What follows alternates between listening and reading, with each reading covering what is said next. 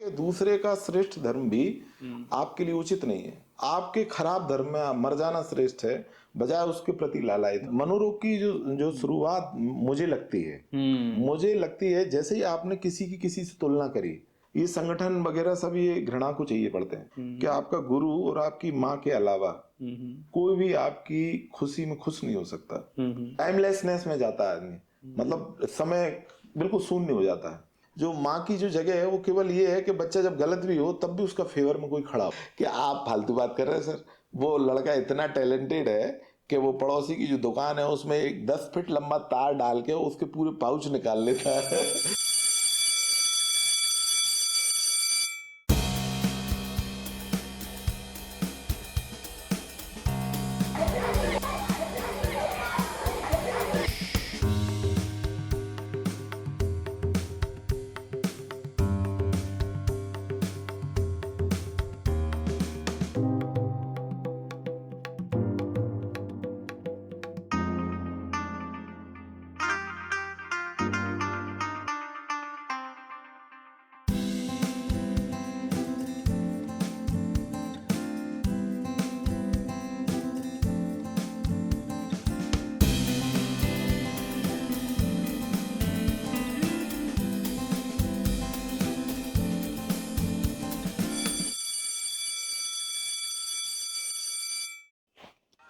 गपशप विद रविंद्र में आपका स्वागत है। आज हमारे साथ हैं विनोद कुमार शर्मा जी।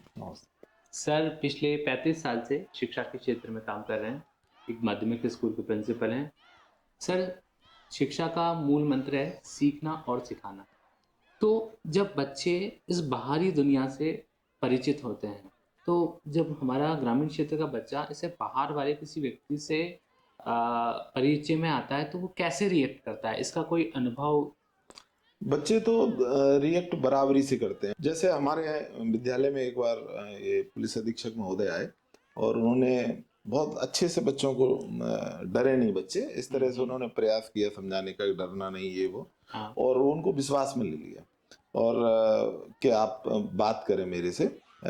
सब तरह के प्रश्न पूछ रहे थे बच्चे, नौकरी में आप कैसे आए, क्या हुआ ये वो। तो एक बच्चे ने पूछा कि मेरे पिताजी रोज खेत पे जाते हैं और इतने घंटे काम करते हैं, उस तरह से आप ऑफिस में जाके क्या करते हैं, ये उसने पूछा। तो एसपी साहब थोड़ी देर के लिए रुक गए और मैं भी एकदम चौंक गया कि इतना, मतलब ऐसा प्रश्न आ सकता है किसी बच्चे के द्वारा। और फिर उन्होंने थोड़ा रुक के फिर वो बात करी कि उस तरह से तो मैं कोई काम नहीं करता, ये उन्होंने कहा। तो वो प्रतिभा में तो मुझे नहीं लगता कोई कमी होती है। नहीं सर, ये बिल्कुल आपने कहा। देखिए, एक बच्चा है जिसे शिक्षक समझाना चाह रहा है, शिक्षक का लेवल बेहद अलग है और बच्चा भी एकदम फ्रेश माइंड है। तो हम जो डिलीवर अप करना चाह रहे हैं उस बच्चे को कितनी सरलता से चीज डिलीवर कर सके, उसका सीधा एक ही विचार है। और पूरी दुनिया में क्या, स्कूल में क्या, घर में भी, यदि आपको कुछ किसी को सिखाना है तो उसका एक ही तरीका है कि वो सीखना चाहे। जैसे जीवन कौशल ही मुख्य शिक्षा का काम मूल है कि भाई वो जीवन के लायक बने। तो दो ही विधि है, एक लालच देना और एक उसको प्रशंसा देना। ये यदि ऐसा करोगे तो ऐसा मिलेगा। लालच मतलब सकारात्मक मोटिवेट करना। लालच मतलब ये उसको इच्छा है कि मैं कहीं बस मैं बैठ के घूमने जाऊं, तो आपने यदि कहा कि जो जो बच्चे ऐसा कर लेंगे, वो उनको सबको इस बार अपन टूर में ले जाने के लिए कुछ कर रहे हैं, तो वो उस बात से वो उसमें भिड़ जाए। तो वो विधि यही है। यदि, और ये कितना भी बुद्धिमान बच्चा हो, कितना भी टैलेंटेड हो, कितना फ्रिक्वेंट हो, और यदि वो चाह नहीं रहा तो उसको फिर कोई नहीं पढ़ा सकता। सर, एक बात और बहुत क्लासरूम एनवायरनमेंट में कि हर एक बच्चा अलग अलग है। जैसे टीचर ने अगर कुछ पढ़ाया, बोर्ड पे कुछ लिखा, 100% लिखा, और सामने जब बच्चों से पूछा तो बच्चों की तरफ से आउटपुट आया कि उन्हें 70% बच्चों को समझ में आया। तो हम यहाँ मान के चलते हैं कि जो 30% का गैप है वो भी टीचर की गलती है। तो इसमें देखेंगे आप कि बच्चों को जब और ऑब्जर्वेशन करते हैं तो कुछ बच्चे बेहद हाइपर एनर्जी करते हैं, कुछ की एनर्जी लो होती है। तो इनमें आप कैसे कैसे देखते हैं? जो बच्चे अच्छे होते हैं वो तो ऊपर रहते ही हैं, तो उसमें तो अच्छे से अभिप्राय, अच्छे से मतलब जो तुरंत पकड़ते हैं चीजों को, और तो उसमें तो टीचर का कोई बड़ा योगदान नहीं। टीचर की मेहनत वही है कि वो निचले बच्चों के लिए क्या कर पाता है। ऐसे बच्चे जो कि उस सीखने के प्रोसेस से थोड़े से दूर है और वो उसको गैप को भर नहीं पा रहे हैं, तो उनके लिए यही है कि उनको अलग से समय दें अपन, और उन पे तकनीकों का उपयोग करें। जैसे पढ़ने का जो प्रोसेस है उसको हम जो पढ़ाते हैं हिंदी माहौल में बहुत ज्यादा बारीक कर देते हैं टीचर।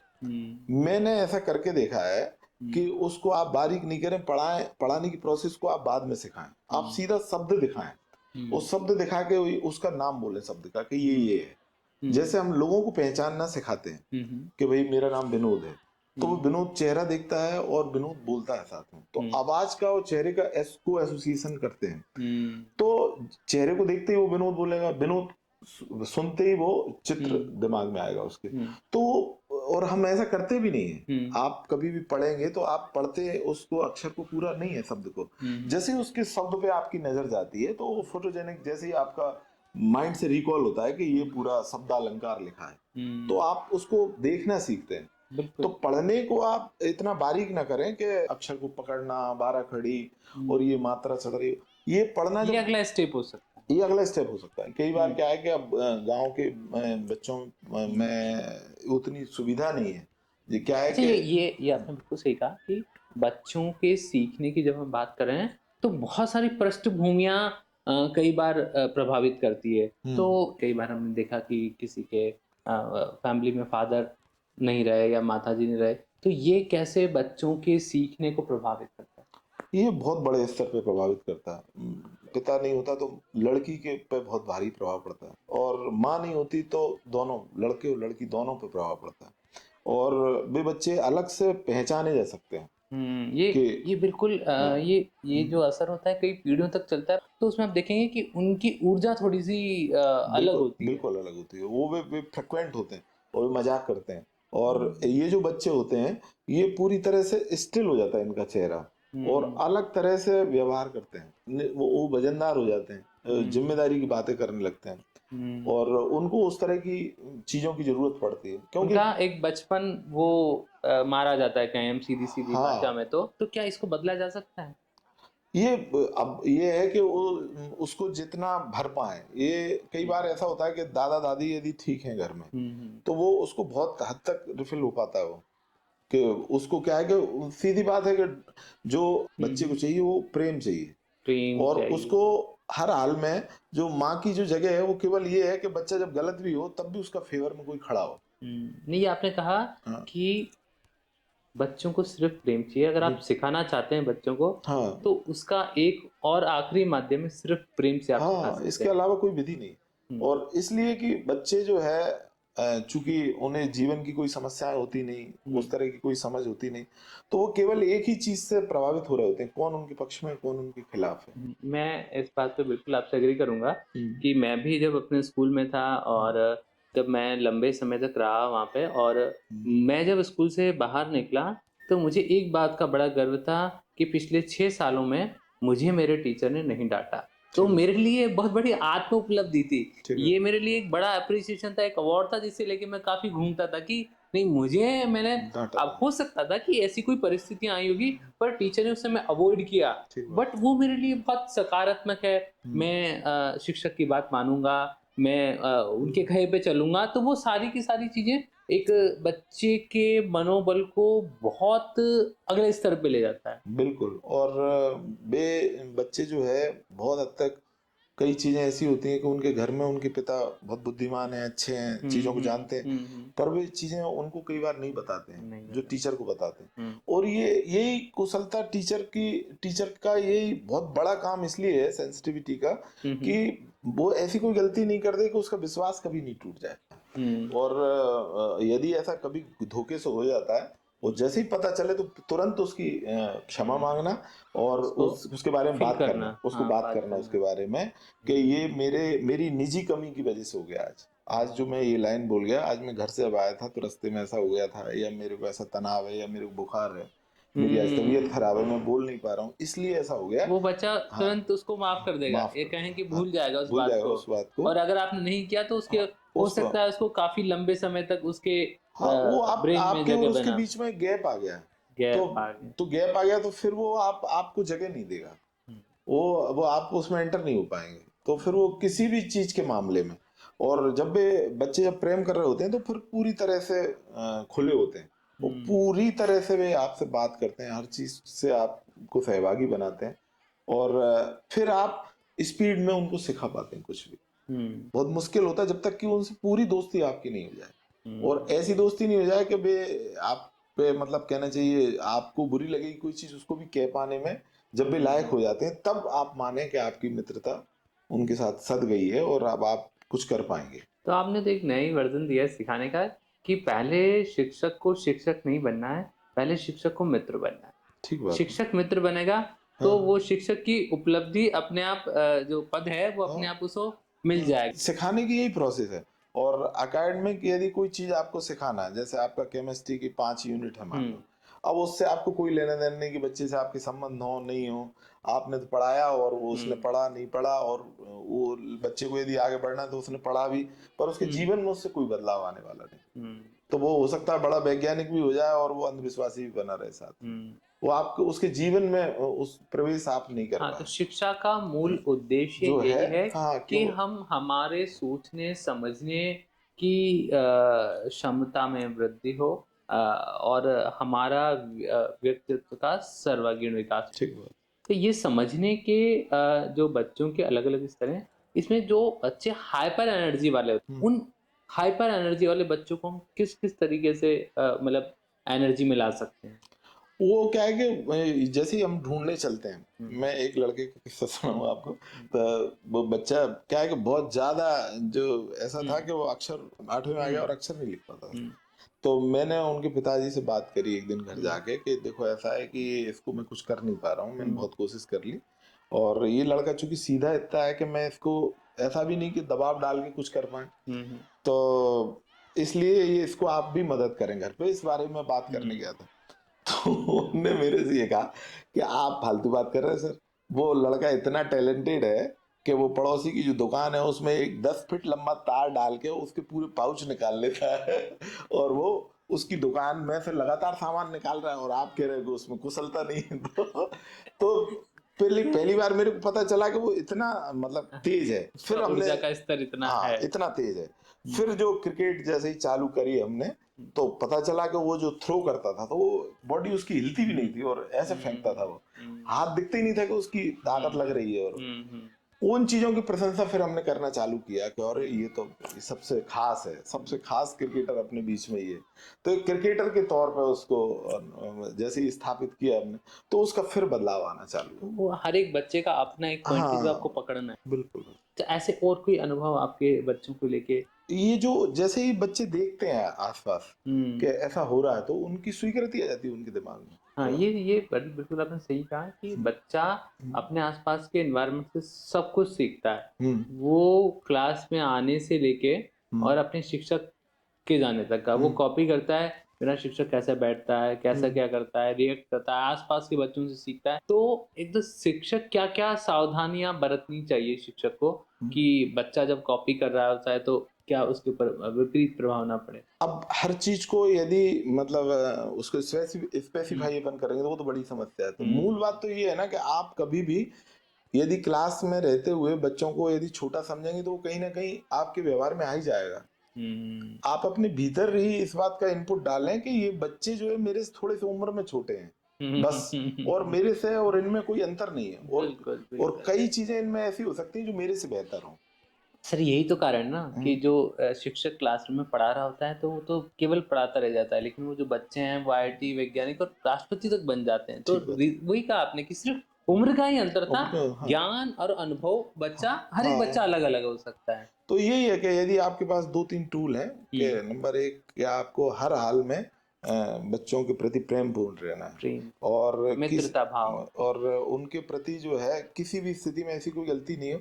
हमारे एक टीचर थे खैर साहब, तो वे केमिस्ट्री पढ़ाते थे यहाँ 10th में हम लोगों को। तो उन्होंने एक बार ये बात कही थी, ये मेरे को याद रहती है हमेशा, कि कभी वो बच्चों पर नाराज हो जाए तो फिर उस दिन खाना नहीं खा पाते, ऐसा उनको था। मतलब कुछ यदि संवेदना हाँ बच्चों के कि प्रति यदि कोई वजह हो गई और अचानक वो नाराज हो गए या हाथ चला दिया या कुछ भी कर दिया उनने तो फिर उस दिन खाना नहीं खाएंगे। तो ये बात मेरे को जब उन्होंने बताई तो मैं इतना ज्यादा मेरे को उसका प्रभाव पड़ा कि कोई ऐसा ऐसा अपन भी क्लास में ऐसा रखें वातावरण कि उनको इस स्थिति में न जाना पड़े। और ये चीज मेरे को हमेशा क्लास में याद रहती है। ये बिल्कुल अवेयर रहना चाहिए कि वो हाँ। आपका एक छोटा सा गुस्सा भी बच्चों के लिए, हाँ। क्योंकि वो बेहद ही केयरिंग वाला एनवायरनमेंट है कि हाँ। उस इतनी सी गुस्सा नाराजगी का उन बच्चों के जीवन में इतने सारे बच्चे हैं, इसलिए अलग वो अलग असर हो सकता इसलिए है। वो शरीर को बार बार कष्ट देना कि कष्ट मैं दे खाना सकते नहीं हैं दूंगा यदि ऐसा करोगे तो। ताकि मैं इस गलती से बच सकूं, दोबारा से न करो। इस गलती से। ये बहुत जरूरी है। और ये निश्चित है कि देखने में ये लगता है कि समाज में जो खराबियां हैं अंत में इस तरह से यदि इनको पहचाना जाए कि टीचर्स की कमियां हैं। हाँ, मतलब ये शिक्षक राष्ट्र निर्माण में हाँ बेहद भूमिका हाँ निभा सकते हैं। मैं एक छोटा सा वाक्य साझा करूंगा कि जब मैं स्कूल में था तो हमारे यहाँ पे पूर्व राष्ट्रपति महोदया प्रतिभा देवी सिंह पाटिल आई और उन्होंने विद्यालय के कैंपस को देखा और उन्होंने प्रशंसा की कि ये तो स्कूल नहीं, ये तो कॉलेज और बड़ा अच्छा चलाया जा सकता है, यहाँ वो चलाया जाना चाहिए। तो जो स्कूल और जो हमारे फाउंडर थे उन्होंने कहा कि मैं आपकी बात का मान रखता हूँ, लेकिन स्कूल और कॉलेज चलाना हमारा मकसद नहीं। ठीक बात है। हम तो राष्ट्र के लिए नींव के पत्थर तैयार कर रहे हैं। यदि यदि जैसे ये साइंटिफिक अप्रोच नहीं है देश में तो स्कूलों की खामी है।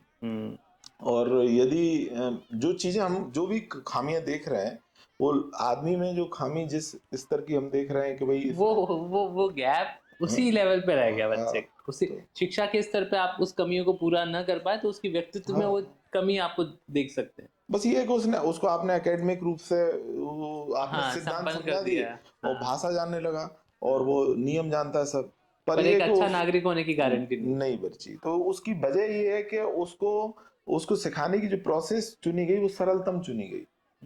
उस टीचर ने क्या है कि उसको ये एक बड़ी जिम्मेदारी थी, लेकिन आपने उसने सरलता से कर दिया कि भाई मैं मेरा काम करूंगा और मैं मेरी जो ड्यूटी करके मैं फ्री हूँ। तो उसने उस काम को मतलब विधि पूर्वक नहीं किया है। ये अपन को ये बड़ी बहुत बड़ी जिम्मेदारी थी, देश के प्रति जिम्मेदारी थी, समाज के लिए प्रति जिम्मेदारी थी, लेकिन आपने उसे बड़ी सहजता से ले लिया। हाँ, ये इससे पहले हमारे यहाँ मनोरोगी नहीं होते थे 20-30 साल ये पहले। मेंटल हेल्थ वाला सर बेहद मुद्दा है। आने वाले समय हम देखेंगे बहुत बड़ा युवा वर्ग है जो कि अभी शुरुआत है, लेकिन मेंटल हेल्थ के केसेस बहुत हमें आगे देखने को मिलेंगे। तो पहले कैसे अंतर आया है? ये मनोरोग की जो शुरुआत मुझे लगती है जैसे ही आपने किसी से तुलना करी तो आपने मनोरोग का जड़ डालना चालू कर दी, बीज रख दिया उसके अंदर।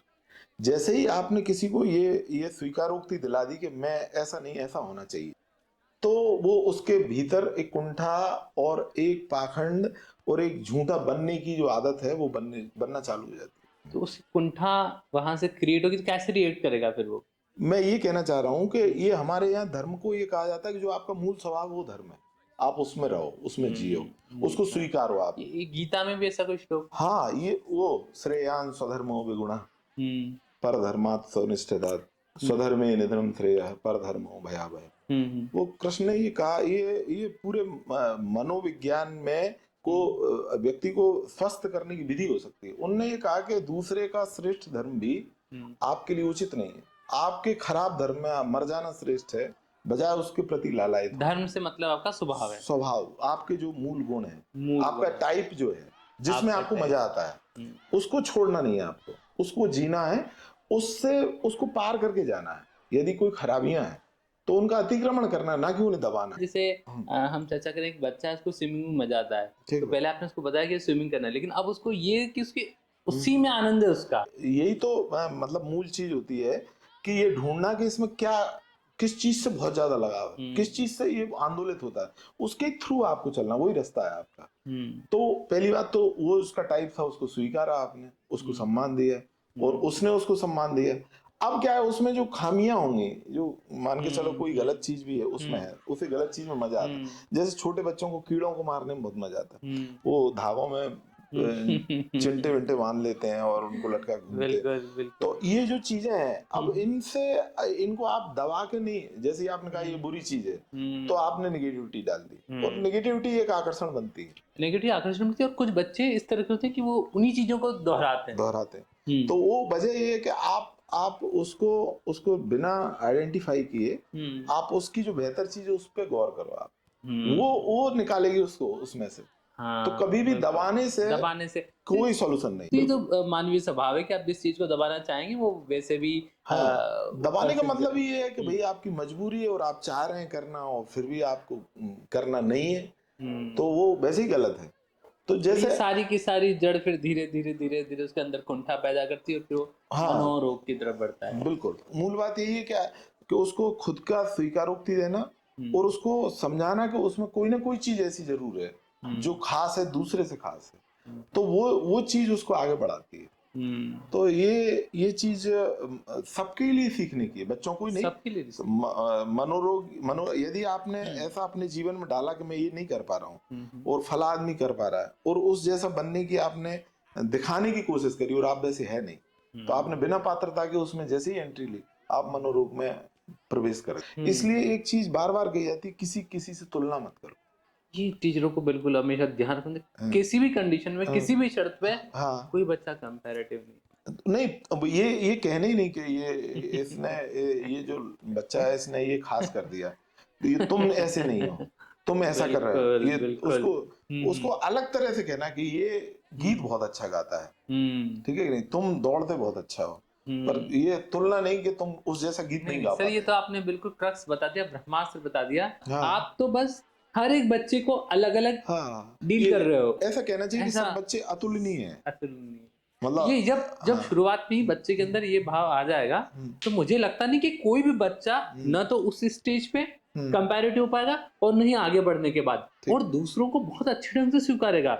ईर्ष्या जैसी शब्द उसके अंदर नहीं होगा, दूसरों के प्रति सम्मान होगा। कई बार बच्चा जब इस तरह से ईर्ष्या कर जाता है या बड़े भी ईर्ष्या कर जाते हैं तो वो अपने सीखने के भाव को रोक लेते हैं। नहीं, स्कूलों में केवल केवल जिनकी भाषाई कुशलता है उनको ही पहचाना जा रहा है केवल, और जो विज्ञान पढ़ पा रहे हैं या समझ पा रहे हैं या गणित सॉल्व कर पा रहे हैं, तो उनके अलावा क्या है कि सब मतलब कमतर ही है। ये जो आज का इस तरह का एजुकेशन है, वातावरण है कि हम कमर्शलाइज हो चुकी है, तो वहां पे केवल एकेडमिक्स के जो रिजल्ट्स हैं उन पे फोकस किया जा रहा है, ओवरऑल डेवलपमेंट को छोड़ दिया जा रहा है, और उसके बाद तमाम तरह की परेशानियां हम देखते हैं। नहीं, तो अब खेल के मैदान नहीं है तो अब वो फिजिकली कुछ नहीं हो पा रहा है। खेल के मैदान से आप देखेंगे कि खेल का मैदान एक अलग ही दुनिया है सीखने के लिए। उसमें वो प्रेरणा लेता है, उसमें वो अपनी क्षमताओं का प्रयोग करता है, तकनीक का प्रयोग करता है। ये जो खेल अकेला इतना ही नहीं करता, जब खेल में बच्चा डूब रहा होता है और जब टाइमलेसनेस में जाता है, जब वो जैसे अब पता नहीं चल रहा टाइम का, वो उस फेज में जैसे ही आता है तो वो खुद के पास होता है, वो जो खुद का जो टाइप है ना उसके पास होता है, वो इतना बड़ा संतुष्टि है और इतना बड़ा विकास है कि वो बदलता है लाइफ को। वो जो उस प्रोसेस में बच्चे को ले जाना है, तो ये बहुत कम चीजें हैं जो कि उस समय हो सकता है बच्चा हंस भी नहीं रहा हो पर मजा ले रहा होता है। बहुत कम चीजें हैं जिनमें बिना हंसे आप मजा ले पाते हैं, उनमें खेल है। टाइमलेसनेस में जाता है आदमी, मतलब समय बिल्कुल शून्य हो जाता है और उसका खुद का जो बोध है कि मैं कुछ हूं वो खत्म हो जाता है, वो जीरो हो जाता है। वो केवल फ्लो कर रहा होता है उस घटना के साथ, दौड़ रहा है या बॉल के साथ या बैट के साथ, तो वो अलग ही कीमिया है बदलने की व्यक्तित्व को। तो वो बच्चों के पास उसकी विशेष क्षमता होती है, शरीर बड़े लोगों की तो उतने वैसे रह नहीं पाते, तो उसके माध्यम से वे इतनी चीजें सीखते हैं। अब एक छोटा सा उदाहरण है, आप यदि मैंने अभी कहीं पढ़ा कि एक आदमी को 60 साल की उम्र में आंखें लगी और आंखें लगी तो उससे जब पूछा गया कि भाई अब आपको कैसा लगता है, तो उसने कहा कि जैसे ही कोई क्रिटिकल स्थिति आती है तो मैं आंख बंद करके आसानी से निकल जाता हूँ, आंख खोल के निकलने में दिक्कत आ रही। तो वो जो बचपन में जो ट्रैक बनते हैं माइंड में स्मृति के, कोई काम की कुशलता के, वो इतने खास हैं कि वो बड़ी उम्र में नहीं सीखे जा सकते। तो ये जो स्कूल है ये इतनी चीजों को एक साथ भर देने की व्यवस्था है। जो सरकारी स्कूल का जो सिस्टम होता है, पीछे एक लड़का परेशान भी कर रहा है, कई तरह की उनसे निपटना कैसे है, वो सब चीजें जो बच्चा सीखता है बिल्कुल, और उनके जो ट्रैक बनते हैं उनसे जो उसके जीवन का जो अनुभव आता है वो बड़ा समृद्ध होता है। तो बच्चे जितने ऐसे परिवेश में जहाँ पे जहाँ सीखने के उनके ज्यादा से ज्यादा मौके मिल रहे हैं, तो बेहद अच्छे तरीके से सीख पाते हैं। लेकिन सावधानियां ये बरतनी है कि जो शिक्षक है वो उतनी ही सावधानी बरत सकें, क्योंकि क्लासरूम तो हमें लग रहा है कि मनोविज्ञान की एक पूरी प्रयोगशाला है, ठीक बात है। पूरी प्रयोगशाला है, और जहाँ से स्टार्टिंग बच्चों के भीतर हो रही है, पर उतनी सावधानियां भी इसमें बरतनी चाहिए। तो सर ये बेहद ही हमारे जो भी व्यूअर्स हैं तो उनको मेरा ये आपकी तरफ से क्या मैसेज होगा कि जो जिनके पेरेंट्स हैं और जो पेरेंटिंग की बात करते हैं। मेरा यही कहना है कि ये जो ड्यूटी किसी ने ली कि मैं बच्चे रखूंगा या बच्चे पालूंगा, तो उसकी ड्यूटी इसलिए बढ़ जाती है कि वो धरती पे कुछ ला रहा है और धरती उससे बदलेगी। तो उसकी ये ड्यूटी है कि वो उसको उस लायक भी बनाए। और निश्चित है कि प्रेम की जो ताकत है वो घृणा की, और जो दुनिया की जो ताकतें हैं, ये संगठन वगैरह सब ये घृणा को चाहिए पड़ते हैं। इंडिविजुअल तो प्रेम ही पर्याप्त है। तो ये एक सदवाक्य चलता है अपने देश में कि आपका गुरु और आपकी माँ के अलावा कोई भी आपकी खुशी में खुश नहीं हो सकता और आपके दुख में दुखी नहीं हो सकता। तो हर आदमी को ऐसी पात्रता अर्जित करना चाहिए कि हम दूसरे की खुशी में कैसे खुश होना सीख पाए। क्या बात है सर। तो ये खुद भी सीख पाए और ये बच्चों को सिखा पाए कि जब बच्चा दुखी हो तो हम सच में दुखी हो पाए, वो बच्चा जब खुश हो तो हम सच में खुश हो पाए। क्या बात है सर। अब मैं ये सब चीजें बहुत बाद में, मेरे बच्चे बहुत बड़े हो गए, तब ये चीजें मैं जान पा रहा हूँ और निश्चित है कि मैं उससे चूका। हाँ, तो इसलिए ये अनुभव हम आपके साथ शेयर कर रहे हैं कि जो लोग देख रहे हैं वो इस बात का बेहद ध्यान रखें कि हर चीज की दवा आखिरी में प्रेम। सर धन्यवाद।